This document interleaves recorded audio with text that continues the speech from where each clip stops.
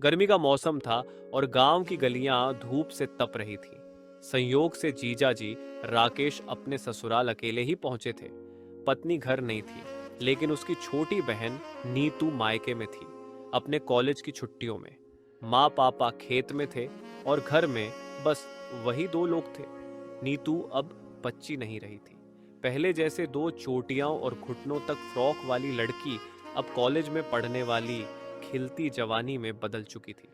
राकेश की नजरें उसे पहले कभी वैसे नहीं देखती थीं, लेकिन आज जब वो नीले सलवार सूट में आम का झोला लिए अंदर आई तो नजरों ने खुद ब खुद थोड़ी देर ठहराव ले लिया। नीतू मुस्कुराकर बोली, जीजा जी, गर्मी बहुत है, आपके लिए आम लेकर आई हूं बगिया से, अपने हाथों से तोड़े हैं। राकेश हंसकर बोला, साली जी, आपके बगिया के आम तो बड़े रसीले दिखते हैं। नीतू ने उसकी ओर हल्का सा झुकते हुए कहा, तो जीजा जी, कौन रोक रहा है आपको? आपके लिए ही हैं तो ये आम चाहे तो खा लीजिए, या जी भर के इनका रस चूस लीजिए। राकेश का दिल जैसे एकाएक धड़क उठा। वो आम की बात कर रही। दोपहर का वक्त नीतू ने आम काटे और उन्हें एक स्टील की थाली में रखा। दोनों एक ही चौकी पर पास पास बैठे थे। हाथों से आम का गूदा थाली में गिरता और नीतू धीरे धीरे चम्मच से चूसती।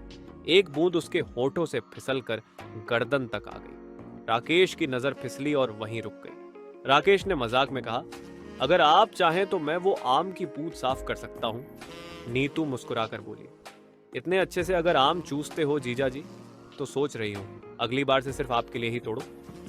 राकेश अब संयम खोता जा रहा था। बोला, साली जी, आप कुछ ज्यादा ही मीठी हो गई हैं।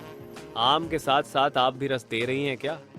नीतू उसके कान में फुसफुसा कर बोली, अगर जीजा जी कहें तो ये आम नहीं, पूरा पेड़ हाजिर है आपके लिए।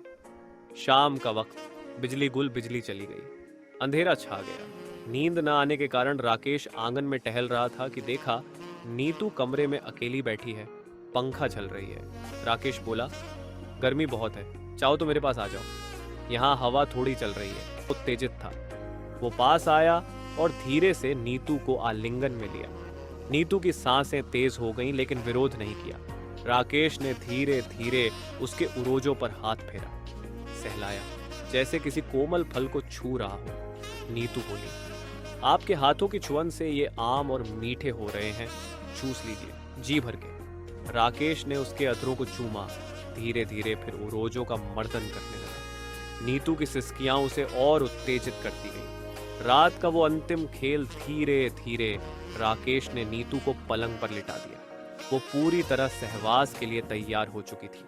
जैसे ही प्रक्रिया शुरू हुई, नीतू थोड़ी दर्द से कराह उठी। जीजा जी, आप बहुत कठोर हो, आपकी वो छिपी शक्ति बहुत तेज है। मुझे नहीं पता था ये इतना कठिन होगा। मैं तो बस एक सुकोमल आम थी।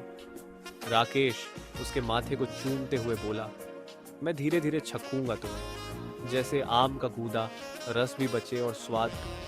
रात गहराती गई और जीजा साली का ये आम वाला खेल एक याद बनकर उनकी रगों में बस गया।